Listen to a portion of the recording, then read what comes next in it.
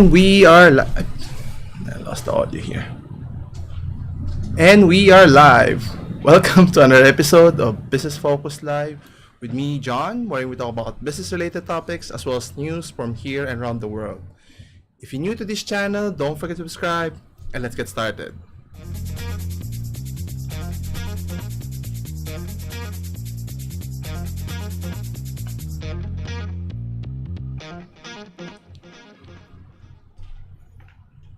And we're back. Thank you again for joining me today. Today is February the 18th, Friday, 3 p.m. More or less. Anyway, so in this week's episode, we'll be discussing a lot of interesting things that's been going on this past week or so. And the first one we'll be talking about, I think it's a major news that you would consider wherein, in the streaming services competition, Netflix is king, right?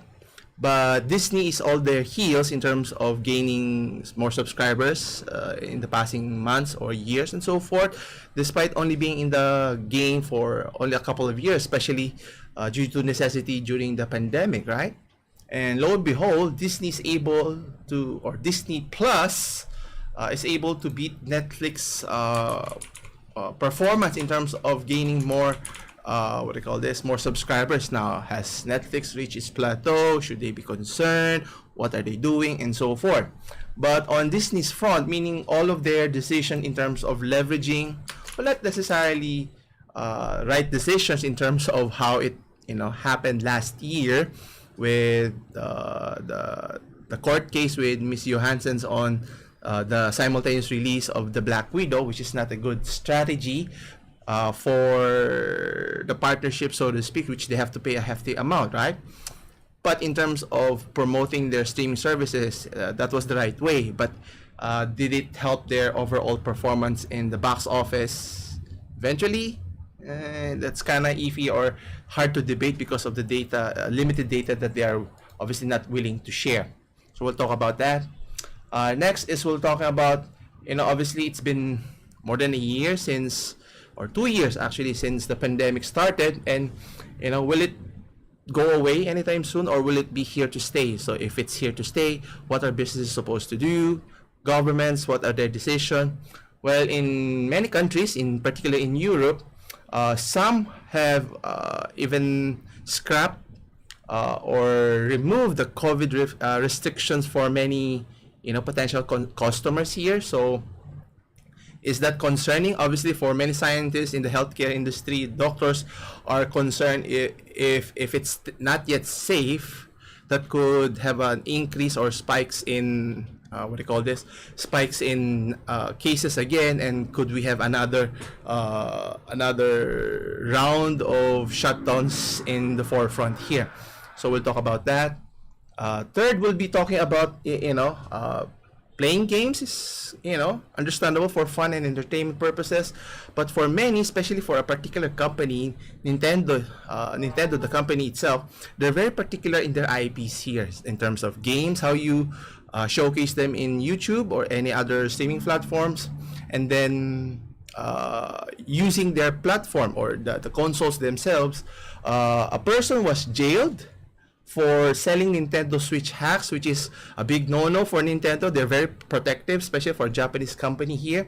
So is it worth it to invest on their ecosystem, especially if you're trying to promote their products, right? But obviously they have a different consideration. Obviously they're proprietary products that could have damaged their image and so forth.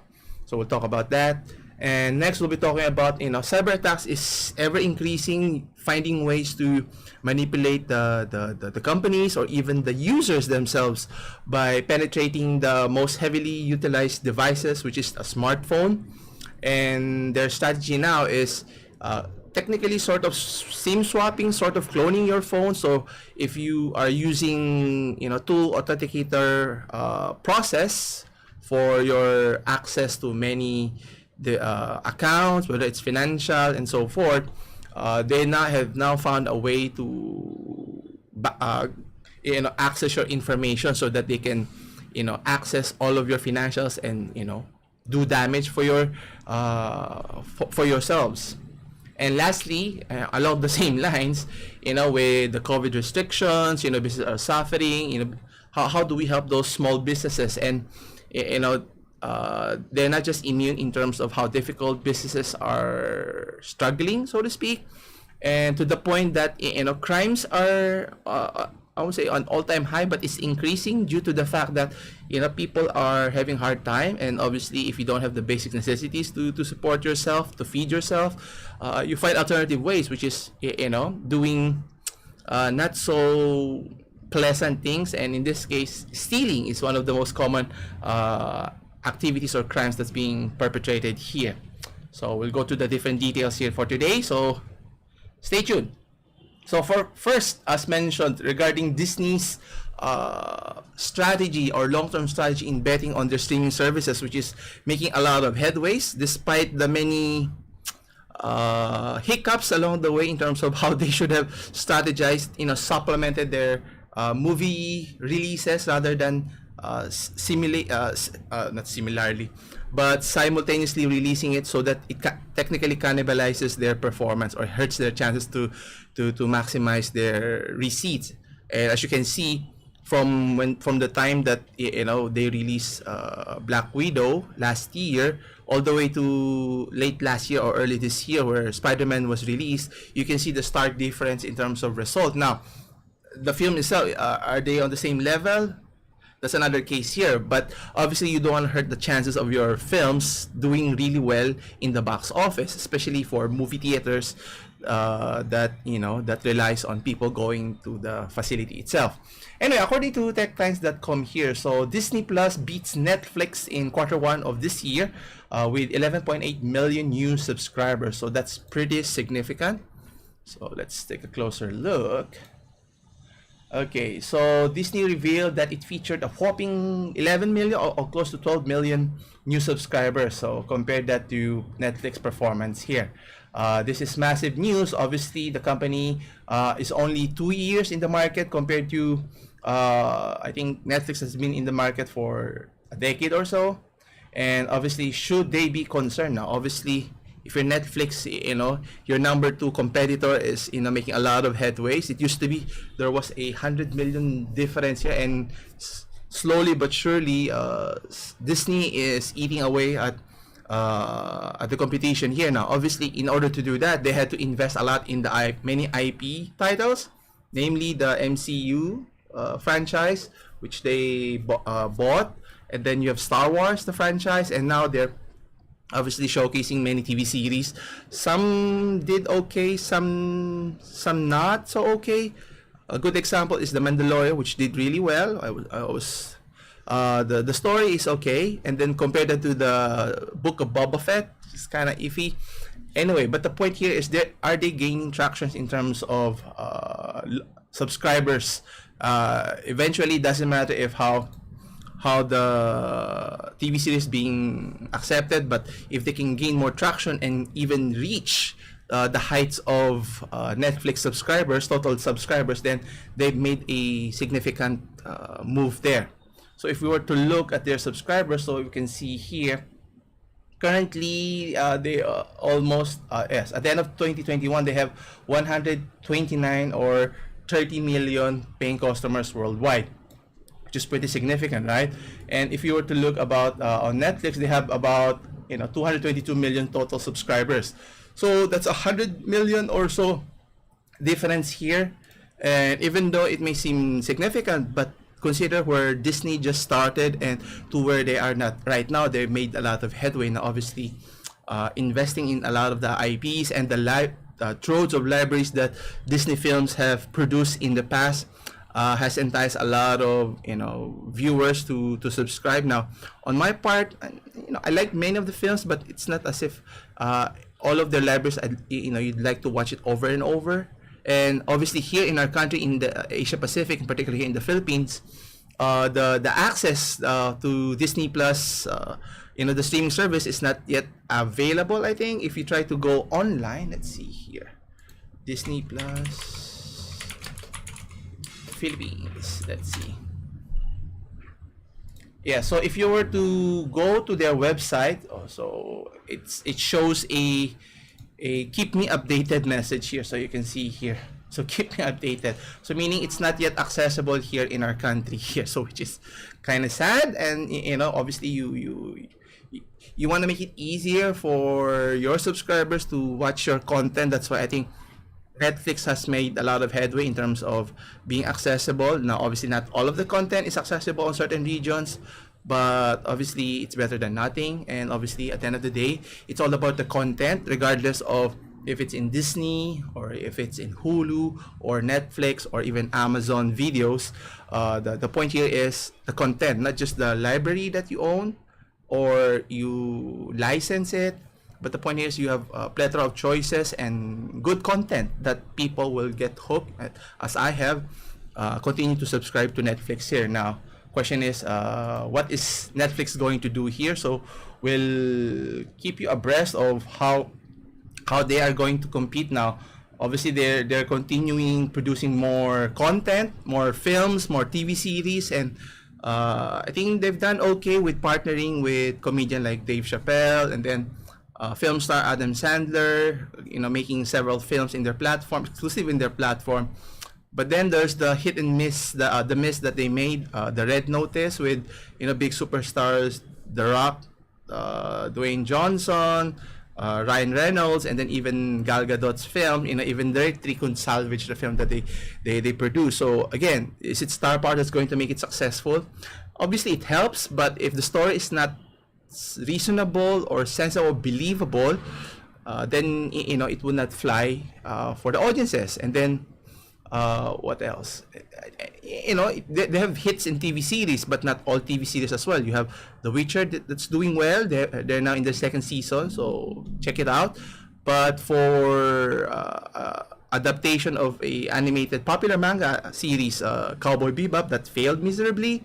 So again, at the end of the day, if they're going to adopt known commodities, and I think Amazon's going to have a difficult time. How are they going to translate Lord of the Rings, the TV series, then the Mass Effect and so forth? It's kind of concerning because it destroys the image that many gamers, viewers have known regarding those popular franchises. But we'll still wait and see if they're going to do it right, or if they haven't learned their lessons, they're going to learn it the hard way, like how Disney, if you're gonna mess it up in terms of putting politics, identity politics in your film, if the audiences don't like it, then that's on you.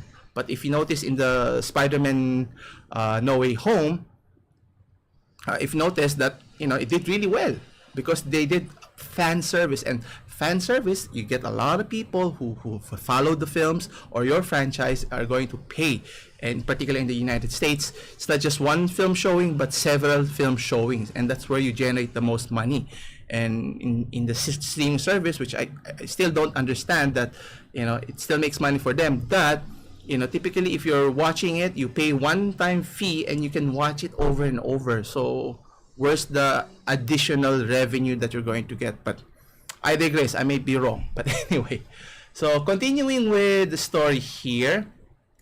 So again, we're dealing with businesses that are still struggling even up to this point, even if we're a year or so away from the pandemic. And European countries, so according to CNBC.com, are scrapping the COVID rules despite scientists warning that it might be too early or too soon to remove those restrictions, because I think there was a news report before, especially for the leisure cruise liners. I think Norwegian cruise liners, they had to scrap their plans of making voyages because of the rising cases. And you can just imagine clump up inside a big ship, which is a recipe for disasters if you're trying to spread the virus in close proximity to other people.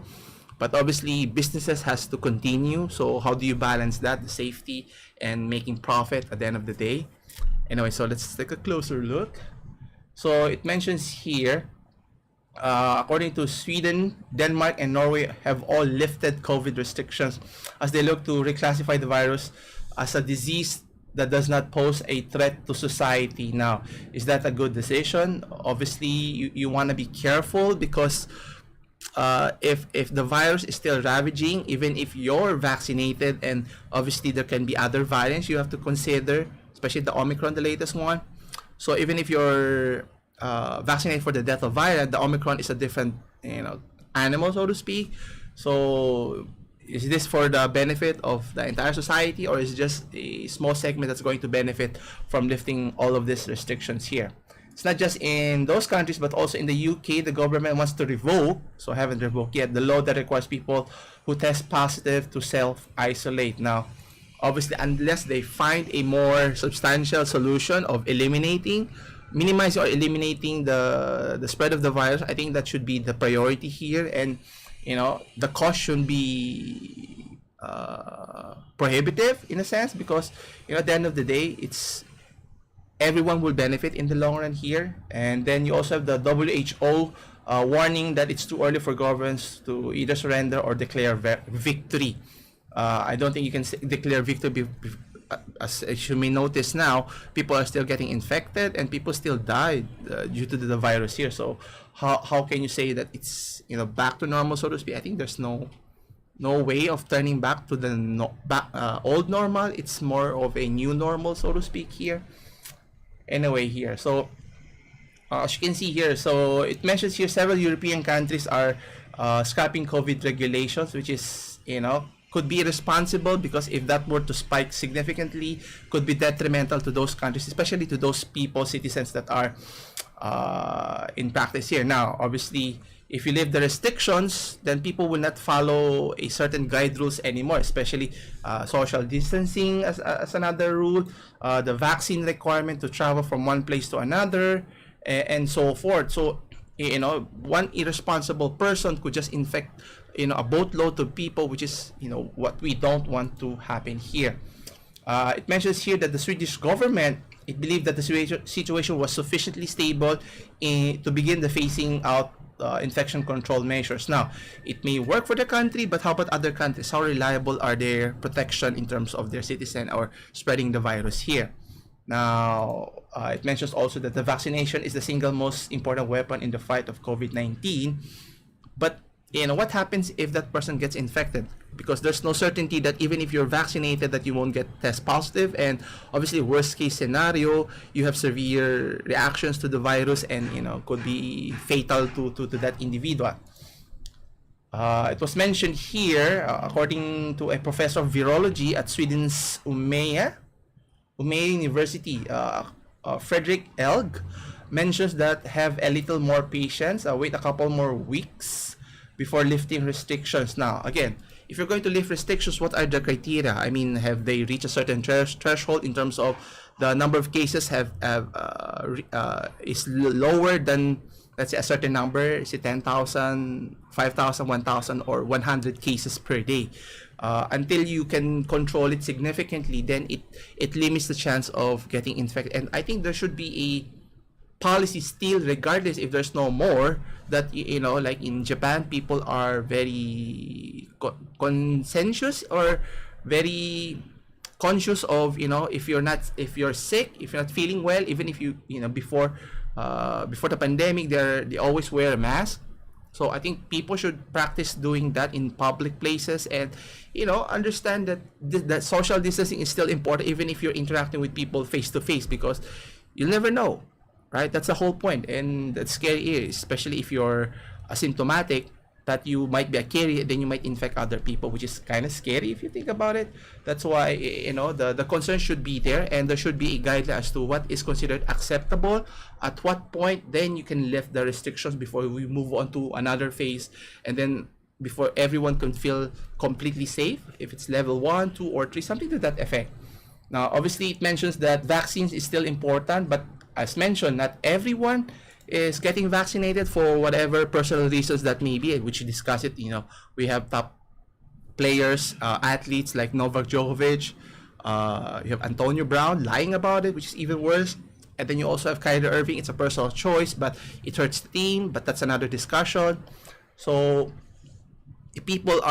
everyone's not going to get vaccinated, and there should be cause of concern until you have this herd immunity, or is that right there?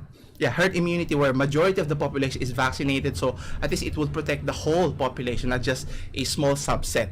Because like in our country, it's still not yet the majority. It's only a small segment of the population, and the government has to speed up the process, so that if the government can do their process, I think that will benefit the companies or the businesses in the long run here.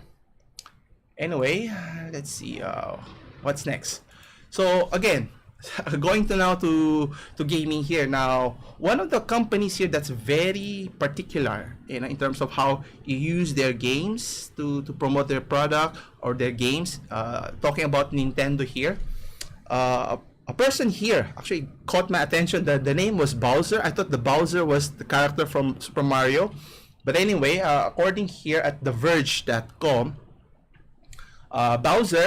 Gary Bowser, that is the person, is going to prison for selling Nintendo hacks. Now, obviously, if you purchase a Nintendo Switch, you can do whatever you want within your console, but profiting from it, obviously, if Nintendo did not approve of it and you're making money out of it, I think that's where they step in here, and that's what happened here. And sad thing here is, regardless if it's a short-term sentence, prison term, or a long term, regardless of meaning, Nintendo is very serious in terms of how you use their proprietary product, and been sentenced to almost 2 years. So for doing such things here. Anyway, let's take a closer look.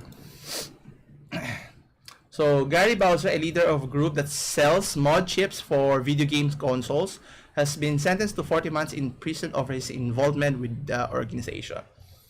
So Bowser was part of a team executor, which made hacks for Nintendo Switch, 3DS, NES Classic, Sony PlayStation Classic, Microsoft Xbox, and so forth. So his role was as administer the website that communicated with customers offering device for sale. Now, what's scary here is that he has agreed to pay the sum of $4.5 million as restitution for Nintendo. Obviously, if there's anyone who's going to benefit from any hacks here, it should be the mother company that produced the game, or the consoles themselves. So, which is kind of interesting. And what's interesting here is that Bowser was was arrested in the Dominican Republic and was deported to the US, and was in federal custody when he was arrested. So it was also mentioned, so there's another info here. So it also mentions that he was agreed to pay the sum of $10 million to settle the lawsuit against Nintendo here. So that's a pretty hefty amount. Now, did he make more than 10 million to make it worthwhile? I hope so. Otherwise, so meaning going against Nintendo, they're very particular. So it's not a good thing to go against a company. Obviously, if it's Apple or Google or any company that that produce a particular product or service, and you're trying to benefit from it, that can be iffy, and you want to consider your options before making that decision, because obviously at the end of the day, if it's for public consumption that you can sell a product or service, it will eventually come back to haunt you, and that's not something you want to experience here. But we'll see. Anyway, next we'll be discussing, yes, regarding cyber attacks in global aspect, especially with the pandemic here, the rising cases of cyber attacks, not just in big multinational companies, which is very lucrative if they're able to hack those big businesses, as well as small businesses, and they're even more vulnerable. And in order to attack them, you attack the individuals themselves. And as I mentioned earlier, many of the individuals, people, all of us, we use one device to sort of rule them off, like Lord of the Rings.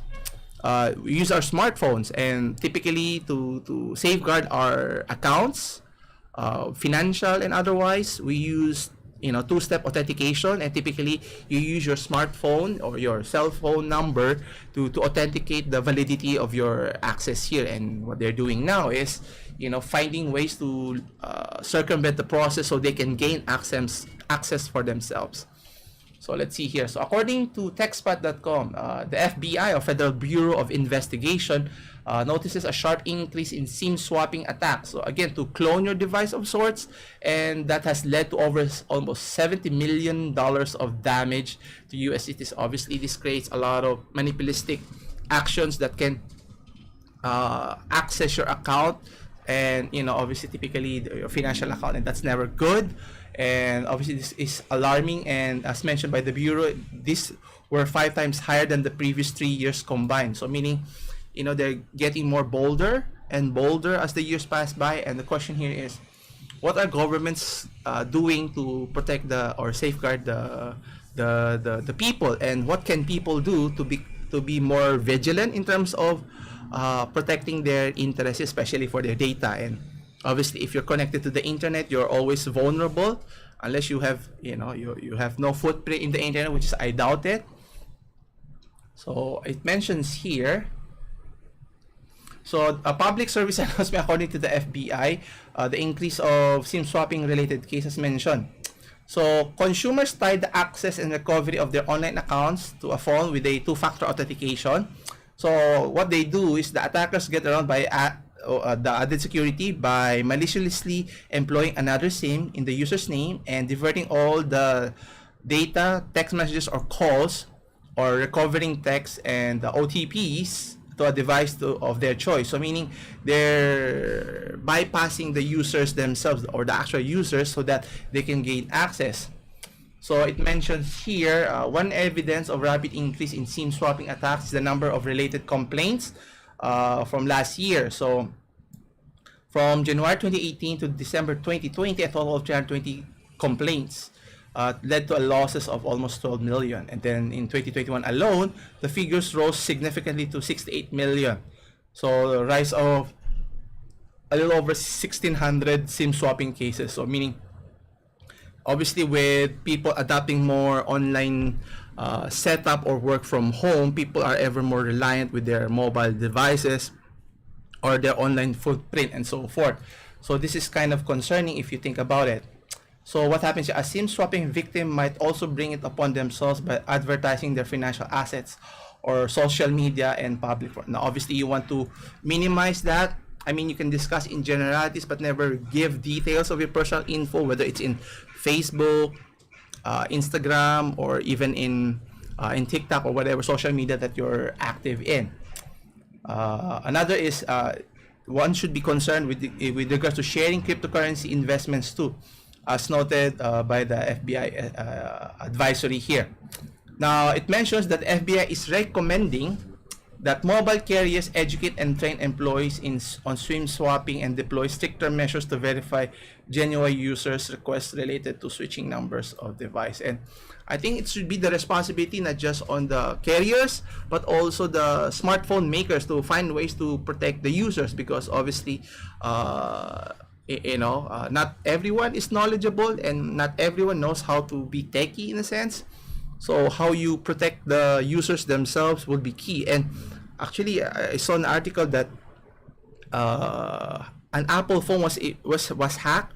I forgot how they do it, but obviously there are external factors that you download that once you open that fake file, and then it gains access to your device, and then they can relay that information to whoever is trying to access your information here, which is not good.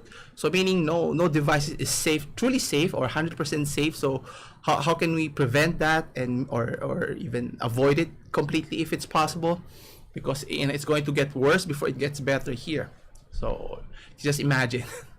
Anyway, for our last topic here, sticking with governments, being concerned with regards to how businesses are being affected, with the pandemic or post-pandemic that you want to call it.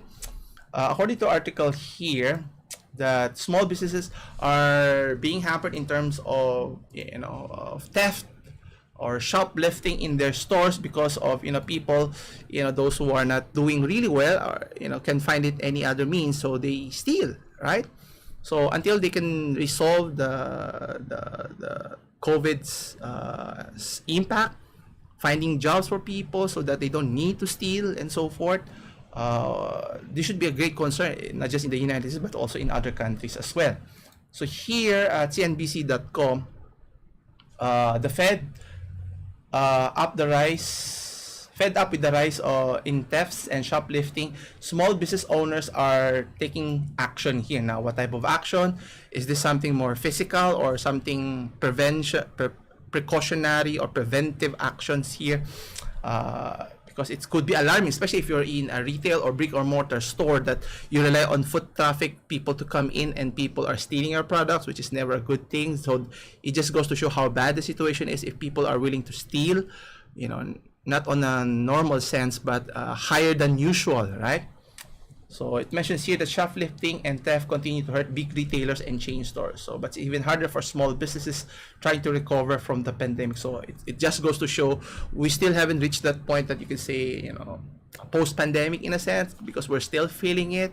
And until we can see businesses, slowly getting back to some normalcy and so forth, we can never be too complacent, which makes, what we discussed earlier with those European countries lifting all restrictions from COVID rules or COVID restrictions to lift it so that people can go to the establishment, buy their products or services is very irresponsible. I think that's my opinion. It mentions here that a spokesperson for the National Rail Federation or Retail Federation, if someone comes into a store and steals below the state's federal theft threshold, it's highly unlikely that the law enforcement will go after them. So meaning there's a loophole. If it doesn't reach a certain threshold, they will not be in trouble here. Anyway, it mentions here some small business owners, they're losing thousands of dollars each month and won't submit every claim. Obviously, there are repercussions if you keep on complaining that you're being your items are being stolen left and right. Now, taking matters into your own hands. Now, are we being physical here, or are you just is there a better way to avoid this? I mean, at the end of the day, you have to trust the people that are coming in so that you can provide the best service in terms of, if you're selling a product in particular, and how do you know which one is a real customer and which are not, who are just there, trying to take advantage here. Anyway, so it mentions here that they are, becoming more brazen, aggressive, and seemingly acting without care in the world. So meaning, they're being desperate, especially shoplifters hurt big retailers in such locations as New York City and San Francisco. So, is it safe to open up? Maybe it's not yet safe to open up. That's why it's up to the government to make sure that the situation is taken care of, and not just, just say for publicity's sake that, it's safe to open up, but in reality it's not yet safe. And until you reach to that point, things like this will only deteriorate rather than be fixed. And it mentions here, according to Derek Friedman, a small business owner, you see several $1,000s just walk out the door. There really are words that you can put in a situation. Obviously, regardless of any type of business, obviously you don't want losing money. Obviously, you're there to make profit so you can sustain yourself. He mentions that four out of his 10 stores in Denver area have seen significant increase of theft. Now, should you invest in technology to protect yourselves? Obviously, camera can only do so much. Then they need to hire a security guard to keep an eye. It's typically in our country, but if you notice in other developed countries like in Japan or in Hong Kong or even Taiwan, don't see any security visible presence there. But they rely on the citizens to be upfront and not do nefarious stuff. But it may be a case to case here, but obviously the government has to do their part to alleviate those issues, because it will only get worse before it gets any better here. And losses is still losses no matter how you look at it. And obviously for any small business, imagine if you're a micro business at that, even smaller, how significant could it be? Attracting customers, is it safe? You have so many considerations to worry about here. Anyway, so here's to hoping that the government can find a better solution so that businesses can just focus on providing the best service and best product for our customers here. Anyway, I think that's about it. If you have any questions with regarding today's topic, feel free to leave your comments down below, and I'll try and get back to you. As always, I'll see you again next week, same time, same channel. Stay safe and take care. Bye.